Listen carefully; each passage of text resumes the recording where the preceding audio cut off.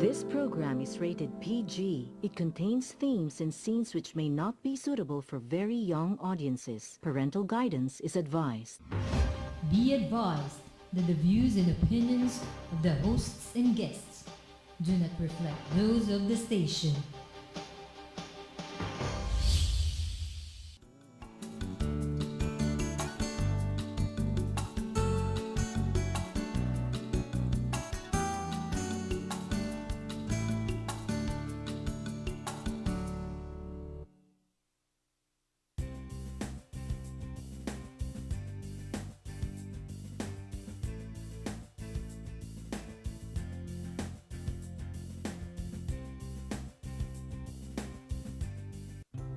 Hi, this is Mike Cohen.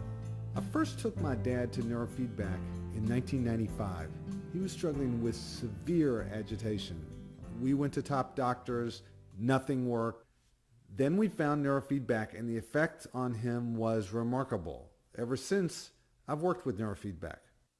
So when people ask, what is Neurofeedback?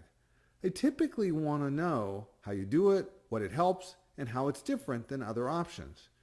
With Neurofeedback, anyone can improve their brain. We've trained children, teenagers, and adults from age 2 to 92.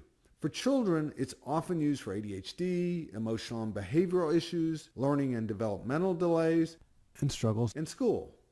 For adults, it's commonly used for anxiety, depression, obsessing, and sleep problems. Neurofeedback measures brain activity, like brain waves, and it helps you make more or less of certain brain patterns. By changing brain activity, or by changing how one area of the brain talks to another, you can improve attention, control of your emotions, and behavior. There's research on how it helps migraines, pain, concussions, addiction, and seizures. But what do all these have in common? They're brain issues. With neurofeedback, your brain changes itself. And when it does, typically any of these issues improve. It's not all about problems. Neurofeedback improves performance by changing the timing of the brain. That can help anyone in performing in school, business, or sports. It helps give you an edge. Good evening, ladies and gentlemen. Welcome to Philippines Uncut. I'm Buddy Kunana. Now, in this show, we talk about everything under the sun. And tonight, we have part 2 of our special on mental illness. And last week, we featured a very special show on depression and the causes of depression. Today, our discussion continues with a discussion on a revolutionary, non-invasive, and non-pharmaceutical therapy that claims to be able to treat mental illnesses like depression and many others. And joining us are 2 very excellent resource speakers on this topic. We have Denise Celdran, who is the Managing Director of the Philippine Neurofeedback Center, and joining us is Dr. Cheryl Ramirez, who is the neurotherapist and clinic manager of the Philippine Neurofeedback Center.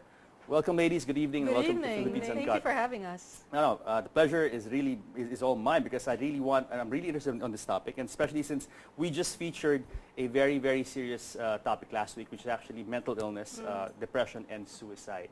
And so this is actually very tied into our discussion last week. Now, before we get into it, let's have some introductions, starting with Denise. I know, okay, let me make a brief introduction. You are the sister of the very famous Carlos Celdran, but I'll let you take it from there. Go. Yes, my infamous, not famous. Yes, he's actually our baby brother. I've always been an advocate for alternative and complementary health services. I'm also into homeopathy, aside from neurofeedback, and other kinds of Reiki, yoga, all of that. How long have you been, involved in this whole alternative medicine advocacy? Okay, I'd say since 2000. Since I was depressed myself, so I used these tools to get myself out of depression. And so from there, it's always been an interest of mine also because mental illness is hereditary in my family. And my grandfather founded the National Mental Hospital. Oh, interesting. Yes, yeah, Fabelia. How interesting. So that's why, I know a lot from first-hand experience about mental illness. Excellent, excellent. Now, Dr. Ramirez, Cheryl, how about you? I was working for one of their family's companies, and they brought in neurofeedback through Dr. Guan, who is from Singapore. And then we trained under him last year in July, and since then, we've been operating. What is your background as a doctor? I'm a general practitioner. Okay, you're a GP, okay. Yeah. And you went where for your medical studies? A doctor to UERM, Okay. and then when Dr. Guan arrived, they brought us in to train under him. So we ran the clinic. Excellent. Okay, ladies, so let's talk about this. Okay, what is neurofeedback exactly? Maybe you want to start, Denise. Okay, neurofeedback, actually, it's a type of feedback. That's why the word feedback is there. And when you're looking at yourself in a mirror and you're flexing your muscles, that's feedback. You can right? see the muscle. Because you can see your muscles. Yeah. So neurofeedback is through EEG points in the brain, we can actually read your brain waves in a computer, and that's the feedback. So you're looking at your brain waves in a computer and you're actually pushing yourself higher and higher to reach certain points, certain goals that we set for different parts of your brain. So wait. So just by looking at the feedback that you're seeing on the computer screen, Yes. there's something happening already Yes. in your brain. Yes. Okay. Okay. Now, how does it work exactly? Okay. So it's actually feedback in the sense feedback of your brain, what goes on in the brain, right? Yes. So how does it work exactly, Doctor? I mean, how does it? Well, our What is the machine, science behind it? our machine picks up the brain waves, the electrical activity of the brain cells. And then the machine will then amplify it into the screen and convert it into numbers and images and sounds. So that's a form of feedback that you get, auditory and visual. It gives you cues on when the brain is doing something wrong so that it will automatically correct it. And when the brain has corrected it, meaning it has reached the correct frequency, the correct circuitry, it will feed back to you visual also and auditory wards by making it smoother and faster. Yeah. So you both get cues when you're doing the correct thing and when you're doing The wrong thing. thing. So what you're saying is the brain has a way of correcting itself. Yes. Yes. It has that capacity to Right. fix itself. That's what you call neuroplasticity, Okay. meaning neural tissue continues to be regenerated. Even until death, undifferentiated cells continue to grow and it continues to adapt and to change and to repair itself. When something is damaged, it makes compensations. When an area is not working correctly, nearby brain cells will try to repair and take over and strengthen Okay, I have it. a question. Why is it traditionally when they talk about brain damage, they said the brain, I mean, I've heard this before, that the brain can't regenerate, Regenerate, yeah. right? I mean, so precisely with stroke patients. Yes. That's why it makes recovery so difficult. Mm. So is this a completely different thought then, this Actually, whole yes, it's neuroplasticity? yes, it's a completely different thought because research now has shown that it can. It can't actually, I mean, there's a certain limit also to the amount of repair that it can do. But like, for example, you break your right hand, eventually your brain will rewire so you can write with your left hand. That's a perfect and easiest example. Really? Yeah, Wow. so Yeah. it's so this is what the principle that it's using, but on a more finer level. Like Okay. we're talking about emotions, we're talking about concentration, focus. So just to get all the gobbledygook out, the Yeah. medical, let's get down to it. Yeah. So what you're saying is this therapy can allow the brain to fix itself, Yes. to repair itself, no? Yes. Okay. Okay, let's talk about tech. Has this been around for a long time? Where was it invented? When? Yes. EEG technology was invented in 1924. Okay. So that's the basis of neurofeedback because we need to put these EEG points in certain parts of your head that govern certain actions Alright. and emotions. That was invented in 1924. And then in the 60s, it became big when they started to experiment on actually being able to feed back their brain waves to each other. It was a hippie movement in the Yeah, beginning. in the So, 1960s. so this tech has been around for quite some time already. Yes, It's not for really a new decades. tech. It's Yeah. not, but technology has adapted to the point where it's faster now. Before, it was a really primitive, very primitive electromagnetic they were using. Now with computers and the processing speed is faster and Yeah. more sensitive electrodes, it's really come a long way. Okay, and it Dr. allows us to monitor your brain activity instantaneously or in real time, not just delayed anymore. Why before? I mean, okay, what do you mean by delayed? Meaning before you'd have to wait for a certain period of time or maybe hours before they feed back information to you, which is very useful for us. Okay. Let's talk about how this relates now to mental illness. And I mentioned earlier in my opening spiel that we did talk about depression, and this is just one field of or area of mental illness. there's also ADHD, there's also anxiety, there's also PTSD, post-traumatic stress disorder. Now let's talk about how this can help these conditions, people with these conditions. How can you help them? Okay, let's start with depression. Okay, so with depression, it's your neurons aren't working properly because you're not secreting the right kind of neurotransmitters. That's why people take antidepressant medicine, because it actually mimics the neurotransmitters that make the neurons connect with each other. So this one is we fix the electrical current.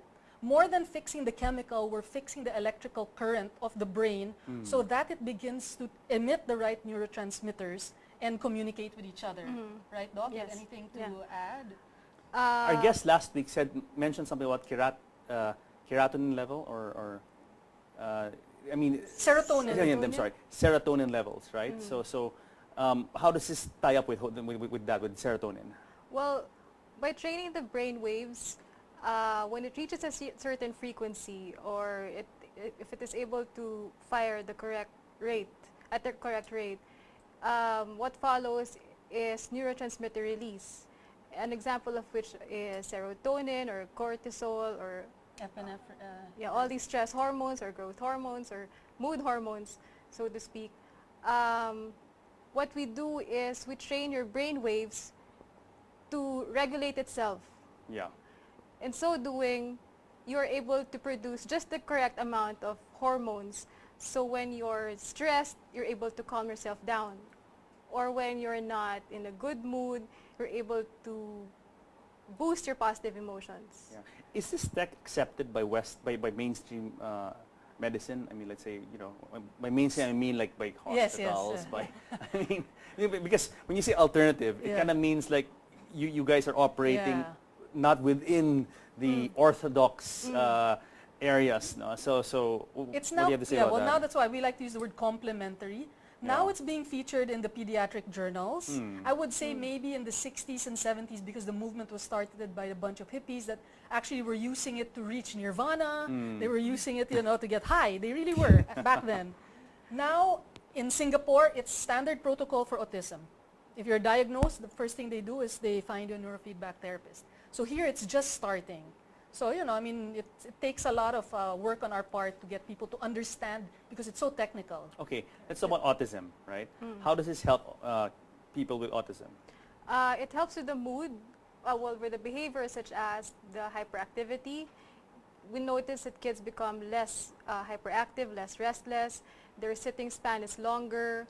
And then for some, from verbal, they become more verbal. From non-verbal, they become more verbal, meaning they can express their desires, their feelings, and in some cases, they can even say, I'm sorry or I'm hungry, which parents are trying to adapt, to cope with before. Yeah, tantrums just before this And tantrums. tantrums as well. Okay. It can moderate temper. It can also help with memory. Okay. Because sometimes they notice the kids cannot remember prior directions or commands. So in your clinic, you've actually had cases. I'm sorry, how long has your clinic been around? We've been around for a little more than a year. Okay, but in that time, have you had a lot of say cases of people with autism coming to you for treatment? Yes, Dr. Yes. has had a lot of success. Yes. Okay. One of them is a 9-year-old recently I think she is in her 19th session. They noticed from having 30-minute temper tantrums that was reduced to 15 minutes. Another, an 8-year-old boy with autism who's had 90 sessions. Well, beginning in 90. 90 Yes, sessions. Okay. Around the 30 to 40th session though, they notice already that he's more focused during his occupational therapy sessions. And then around the 60th sessions, he's more expressive. He can communicate in complete sentences. Yeah. And as he progressed, he can already express also his needs. Okay. As opposed to before, he's just pointing them out, or he just cries. And Is this a cure though for cases like for people with autism? Can this be viewed as a cure, or is it just a modality that people use to help them live maybe a more normal life? Yeah, don't really want to use the word cure. Okay. It's hard to use the word cure. Definitely, it's a therapy that can aid them to living better lives.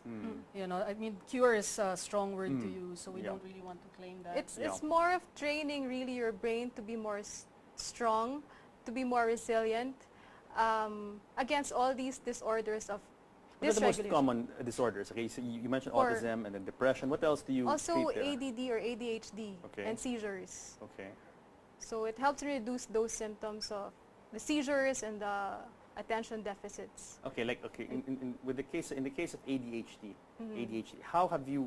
what have you noticed with your patients who have undergone this therapy? What kind of They improvement? have reported having less idle moments or less, they would use the term static moments. So instead of being just lazing around or trying to postpone their work, now they tend to act on it. And then also they feel they're more focused on their tasks. Yes, And they feel more brighter. So they can they concentrate feel- better, maybe concentrate better. Yes, yeah. Yeah, but okay, people who have your treatments, if they go through the series of treatments, which we'll talk about later, do they need, let's say, further maintenance? Let's say, after they've gone through the series of treatments, do they have to go back again and again? It will be good to do maintenance sessions, although, meaning if you're under the program, you would need to do sessions 2 or 3 times a week. Yeah. After the program, it will be good to do maybe once every 2 weeks or 2 sessions a month. So it's Just an to ongoing boost- thing, yes. really an ongoing thing. Yeah, because you want to strengthen the new pathways or the new connections that were formed during the training. Okay. So Do you guys also prescribe certain pharmaceuticals? Not really, No. completely, No. no pharmaceuticals at No. all. Absolutely none. Now, okay, we've been talking about, let's say, conditions, mental conditions and illnesses. How about Yeah. people who just want to, do you have cases of people who go to you and they want this treatment because they want to improve, let's say, their mental ability, their cognitive ability, et cetera, et cetera? Yes. In what cases? I've read somewhere that even athletes have tried this. World-class We have an athletes Yes, have yeah. tried this. Yes, actually, what team was that? The Italian team? for The World FIFA, Cup. yeah, The Italian team that played in the world, I forget yeah, which in year, but 2006. that won the World Cup, they underwent neurofeedback. And then recently, I think the San Diego Chargers are What does also it- doing it. Okay, what does this do for people like that, for athletes or other people who have have not suffering from ADHD, not suffering from depression or anxiety or any of these things? Yeah. What does it do for them? Well, there's still performance anxiety, Yeah, when you get yeah. out there. So it works on the stress. It also works on focus. Like I personally, I'm neither an athlete nor, and I did 40 sessions. And what I noticed was exactly what she was saying. I can now finish tasks. I'm no longer just procrastinating. So if I cook, I can actually close everything and put it back, where before I would just leave everything. So it's different for each person. That's why it's very personalized, It's very personalized. So people like CEOs, those that need to make snap decisions, instead of hemming and hawing and wondering, it just comes to them, right? So Does it really help in that sense? It really makes you quicker on your quicker, personally, I feel think quicker and after 30 sessions, I haven't even completed 40 sessions. After 30 sessions, definitely. Also, like when a big stressor comes, like really bad news that would normally get me down, you can handle it better. There's something that stabilizes your brain. I guess the way we can describe it is, how does this thing work across the board, all of these conditions? It's like going to the gym. No matter who you are, what you are, if you exercise, you will benefit. you will build muscle will, mass. In yeah, this exactly. case, your brain. It's neurons. It's like going to the gym for your brain. Yes, Yeah, exactly. It's exactly. neurons. So that's how it's like, how can it cure this and how can it cure that? That's like going to the gym. It's like being healthy. Are any of Yeah. do you have CEOs now or corporate executives who actually go to you guys and say, We hey, do. We even have an athlete that got a scholarship in the States, Yeah. a basketball athlete. So his dad really wants him to go and excel. So he's the only one that reached really the high points Yeah. in our game, right? And this kid's amazing. Wait, high point. Actually- Wait, we'll pick up Yeah. from with that later. We Yeah. have pause for a break. But guys, more of Neurofeedback when Philippines Uncut returns.